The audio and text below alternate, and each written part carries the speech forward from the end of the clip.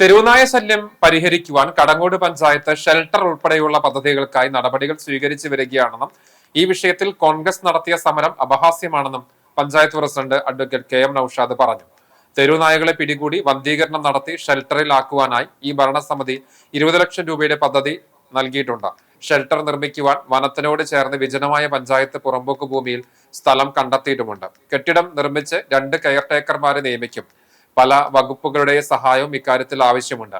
എന്നാൽ കേരളത്തിൽ ഇപ്പോൾ പുതിയ മന്ത്രിസഭ നിലവിൽ വരാത്തതിനാൽ ഒരു വകുപ്പിലും ഒരു കാര്യവും നടക്കാത്ത സ്ഥിതിയാണ്. ഭരണസ്തംഭനം മൂലം പദ്ധതികൾ നടപ്പിലാക്കാൻ കഴിയാത്ത അവസ്ഥയാണ്. ഇതെല്ലാം മറച്ചുവെച്ച് കോൺഗ്രസ് രാഷ്ട്രീയ പ്രേരിതമായ സമരമാണ് നടത്തുന്നത്.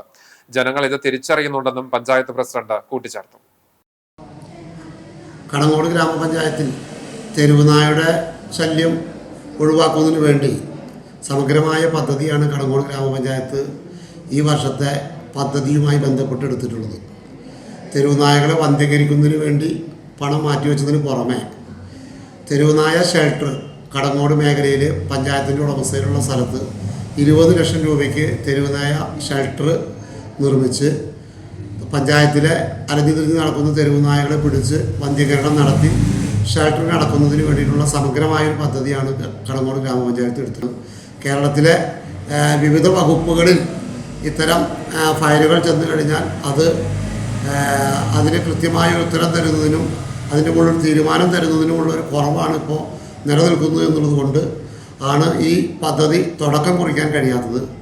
UDF ഇതിനൊക്കെ മറച്ചു വെച്ച് മലന്നു കിടന്ന് തുപ്പുന്നതിന് തുല്യമാണ് ഇവരിങ്ങനെ ഒരു രാഷ്ട്രീയ ആഭാസ സമരം നടത്തുന്നത്. ഈ പ്രശ്നം എന്നേക്കുമായി ഇല്ലായ്മ ചെയ്യുന്നതിന് വേണ്ടി സമഗ്രമായ മാതൃകാപരമായ ഒരു പദ്ധതി വെച്ചിട്ടുള്ളത്. പദ്ധതി ഏതാനും ദിവസങ്ങൾക്കകം തന്നെ കേരളത്തിലൊരു സർക്കാർ നിലവിൽ വന്നു കഴിഞ്ഞാൽ അതിൻ്റെ പ്രവർത്തനങ്ങൾ തുടക്കം കുറിക്കാൻ പോവുകയാണ്. ആഭാസകരമായ അല്ലെങ്കിൽ രാഷ്ട്രീയ പ്രേരിതമായ സമരങ്ങൾ ജനങ്ങൾ തിരിച്ചറിയണമെന്നാണ് കടങ്ങോട് ഗ്രാമപഞ്ചായത്തിന് വേണ്ടി അറിയിക്കാനുള്ളത്.